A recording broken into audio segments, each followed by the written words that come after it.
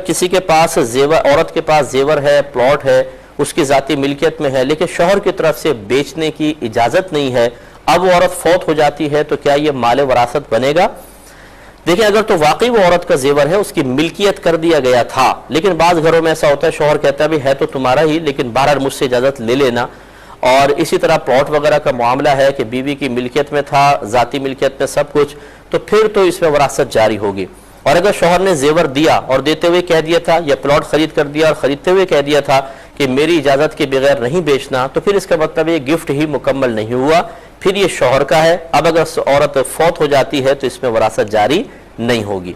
इसको और यूँ समझ लें कि औरत ने अपने ही पैसे से जेवर खरीदा, या मेके से इसको जेवर मिला, इसने पैसे जमा करके प्लॉट खरीदा, तो औरत का है। अब अगर शौहर मना करता है कि बेचना नहीं मेरी इजाज़त के बगैर, तो ये औरत की मिल्कियत ज़ायल नहीं करेगा।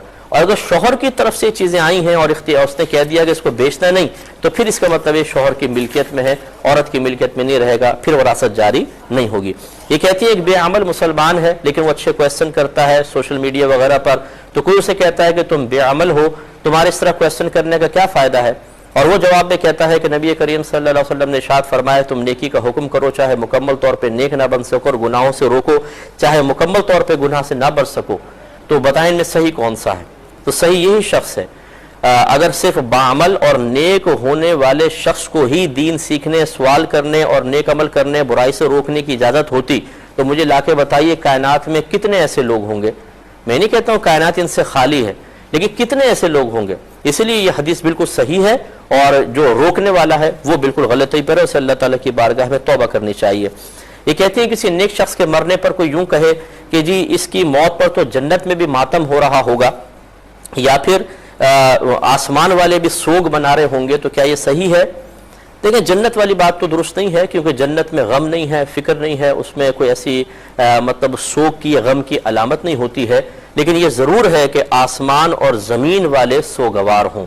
अल्लाह तबारक व तआला तो फीलिंग से पाको साफ है, लेकिन जो आसमान पे फरिश्ते हैं वो बाकायदा गम महसूस कर सकते हैं, रो सकते हैं, वो खुश भी होते हैं, खौफ में भी होते हैं।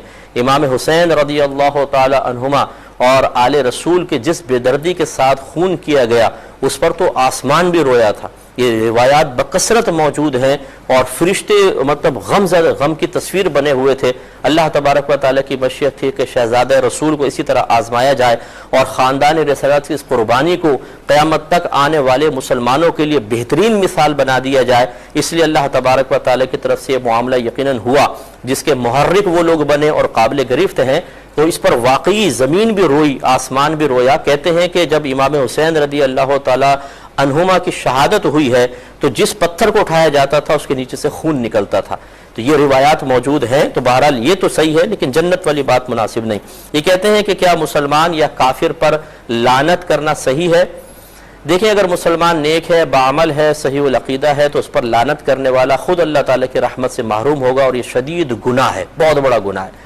और अगर कोई वाकई बहुत ज़्यादा शरारती किस्म का मुसलमान है, फितना फसाद करता है और बहुत ही गलत किस्म की हरकतें करता है, या कोई काफिर बुरे हरकतों में मुलव्वस है, तो इन पर लानत करना जायज़ तो है, लेकिन हमारे उलमा ने इससे भी मना फरमाया कि ना करें तो बेहतर है, क्योंकि जितनी देर में आप लानत करेंगे उससे कोई फ़ायदा तो होगा नहीं।